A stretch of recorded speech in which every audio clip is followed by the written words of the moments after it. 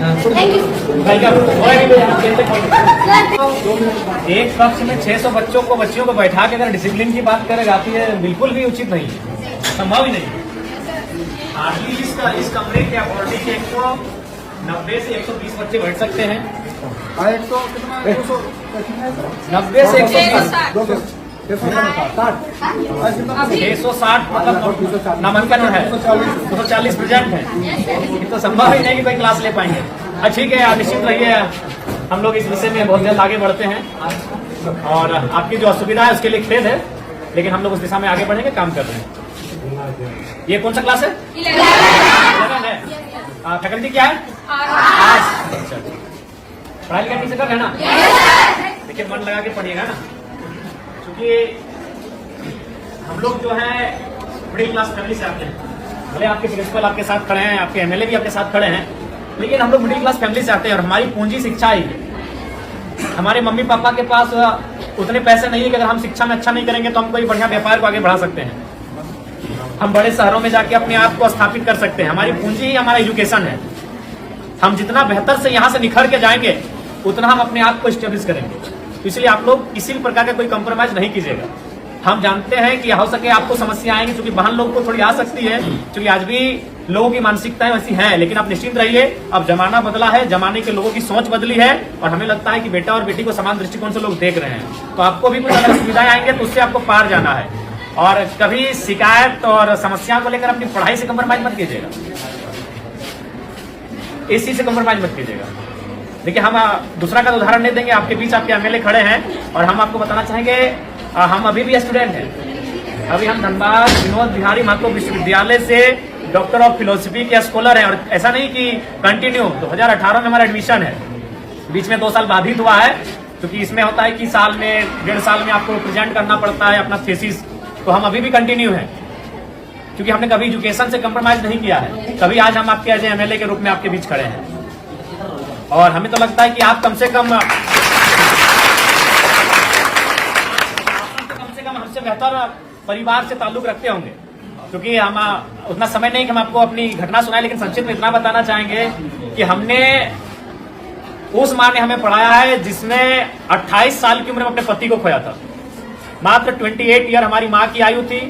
हमारा जो छोटा भाई था वो मैंने गर्भ नहीं था, उसका जन्म भी नहीं हुआ, तो दुनिया उसने देखा नहीं, तो उस समय हमारे पिता को हमारी माँ ने खोया था। उसी साल हमारे दादाजी का भी देहांत हुआ था और ठीक उससे 2 साल पहले हमारी एक बहन और एक भाई, और उससे ठीक 1 साल पहले 1.5 साल पहले हमारे एक बहन का भी डेथ हुआ था। तो उस परिस्थिति में एक स्त्री ने हमारा परवरिश किया और आज आपके एमएलए के रूप में हम हैं। हमने कभी एजुकेशन से कंप्रोमाइज नहीं किया है। आज भी हम स्टूडेंट हैं, आज भी हम स्कॉलर हैं। इसलिए आपको आपके एमएलए ये संदेश देना चाहेंगे कि किसी भी परिस्थिति में आप अपनी पढ़ाई से समझौता नहीं कीजिएगा, यही आपकी पूंजी है। क्योंकि आपके माता पिता अगर सक्षम है तो अच्छी बात है, हम भी शुभकामना देते हैं कि आप बहुत सक्षम हो, लेकिन ये अधिकांश ये सत्य है कि हम लोग मिडिल क्लास फैमिली से आते हैं और हमारी पूंजी पैसा नहीं है, हमारी पूंजी एजुकेशन है। आप जितना यहाँ से निखर के जाएंगे उतना बेहतर आपका भविष्य होगा। इसीलिए कंप्रोमाइज बिल्कुल मत कीजिएगा। अगर आप पढ़ के जाएंगे तो कोई ना कोई रास्ता मिल जाएगा। अगर आप जमाने के अनुसार अपने आप को बनाएंगे तो कोई ना कोई रास्ता मिल जाएगा। अगर दुनिया में इतने लोग हैं तो उतना रास्ता भी है, लेकिन आप अपने आप को उस योग्य रखोगे तब ना।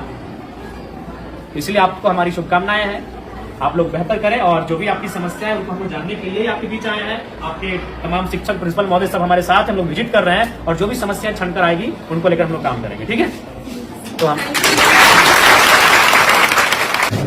ठीक है, पढ़ना चाहिए। सबसे पहले हमारी बात को आप लोग सुनिए। 10 महीना, देखिए 10 में अगर आप है तो अभी ये महीना है दिसंबर का, आपके पास काफी कम समय है। इसलिए आपसे हम यही संदेश मेरा रहेगा कि आपको अभी यहाँ से पूरा अलर्ट रहना है। इसलिए बाबू साहब, देखिए अभी जनवरी आएगा, आप कुछ दिन पिकनिक में चला जाएगा, फिर मकर संक्रांति आएगा, फिर सरस्वती पूजा आएगा, तो हमारे पास अगर देखा जाए तो काफी कम समय है और आप अभी उस मुकाम में हैं जहां अपने आप को बढ़ाएंगे। इसलिए यहाँ से आप एक भी दिन और इसके बाद ढील मत कीजिएगा। और एक बात, आप जो अभी तक पढ़ाई हुआ है, जैसी बात है सर लोग मेहनत किए, आप लोग पढ़े हैं, बहुत सारी चीजों को आप जाने हैं, उसको आप प्रैक्टिस कीजिएगा, रिवाइज कीजिएगा। जो चीजें अगर, चूंकि अभी 10 में क्या है कि 10 के जो, चूंकि इसके बाद जब आप कॉलेज जाएंगे तो वहाँ एक्सपीरियंस दिखेगा, लेकिन अभी आप ज्यादातर रट के याद करते हैं, कोई भी चीजें आपको रटते हैं, 4 बार 5 बार रटते हैं, तो उसके बाद भी अगर मान के चले आपसे भूल होता है तो उसको आप हाथ से प्रैक्टिस कीजिएगा। क्योंकि आप जितना पढ़ के रट के याद करोगे उससे ज्यादा आप हाथ से अगर लिखोगे ना 3 बार 4 बार तो उसको आप याद हो जाएगा। जो चीजें आपको लगता है कि इसको हम मेमोरी नहीं कर पा रहे हैं, याद नहीं कर पा रहे हैं, तो उसको आप कम से कम हाथ से प्रैक्टिस कीजिएगा, कई बार रफ लीजिएगा, उस रात में 4 बार 5 बार लिखिएगा उस प्रश्न का उत्तर, तो आपको याद होने लगेगा। और एक बात सबसे महत्वपूर्ण याद रखिएगा, क्योंकि आप अभी अपने जीवन का सबसे महत्वपूर्ण उम्र में है, यही है ये जो एज होता है ना, ये इसको हम लोग टीन एज कहते हैं। हमको अपने आप को बनाना भी यही है और बिगाड़ना भी यही है। अब ये डिपेंड आप पे करता है। देखिए आपके माता पिता तो इस उम्मीद से आपको भेजें कि मेरा बेटा वहां जाएगा, गुरुजी के सानिध्य में बैठेंगे, पढ़ेंगे तो पढ़ के आएंगे, लेकिन अब आप यहाँ क्या व्यवहार करते हैं ये आप पे डिपेंड करता है। तो इसीलिए आप यहाँ 4 घंटा 5 घंटा 6 घंटा समय देते हैं, तो उस 6 घंटा का रिजल्ट आना चाहिए ना। मान लीजिए सपोज दैट अगर किसी भाई को अगर पढ़ने में मन नहीं लग रहा है, तो मान के चलो वो 6 घंटा अगर सिर्फ वो ग्राउंड में दौड़ेगा, इस राज्य के नंबर 1 धावक बनेगा कि नहीं? अगर वो पहाड़ नहीं चढ़ेगा, अगर वो गीत ही 6 घंटा प्रैक्टिस करेगा तो एक बेहतरीन गीतकार बनेगा कि नहीं? तो हमारे कहने का मतलब है आप यहाँ 6 घंटा समय दे रहे हैं, और जहां आप समय दे रहे हैं वहां से कुछ रिजल्ट नहीं हासिल करेंगे तो फिर गलत बात है कि नहीं? तो इसलिए आप यहाँ 6 घंटा समय दे रहे हैं, अपना 5 घंटा आप समय दे रहे हैं, तो इसलिए यहाँ से आपको परिणाम हासिल करके जाना है, यहाँ से आपको रिजल्ट लेके जाना है। इस बात को आपको ध्यान में रखना है, ठीक है? बाकी आपको जहां असुविधा होगी, आपके शिक्षक आपके प्रिंसिपल तो साथ में ही, आपके विधानसभा के आपके एमएलए हम भी आपके साथ हैं, जहां हमारी आपको जरूरत पड़ेगी आप हमें बेहतर याद कीजिए, ठीक है? आज चूंकि समय का अभाव है, 1 घंटे हम उसको ले लेते हैं, लेकिन समय का अभाव है। जैसे बच्चा का गाने का दिमाग में इतनी हुई है, जिसका एप्लीकेशन हम लोग भेजे हैं सर, एक वाला अनाज मतलब मिलता है। हाँ तो जो सादा के बच्चा हम लोग भेजे दिखा के सामाजिक सुरक्षा, हाँ पैसा 30,000 का महीना मिलता है, ठीक है। 8 या 10 तो आदमी भेजे, ठीक, इसको हमको समझाना रखिएगा, क्योंकि उनको मालूम है अगर हम खेती में मन नहीं लगाएंगे तो फसल नहीं होगा, फसल नहीं होगा तो परिवार का अनाज नहीं होगा। किसी को मन नहीं लगता, जब धान काटने के लिए जाते हैं पूछेगा मन लगता है?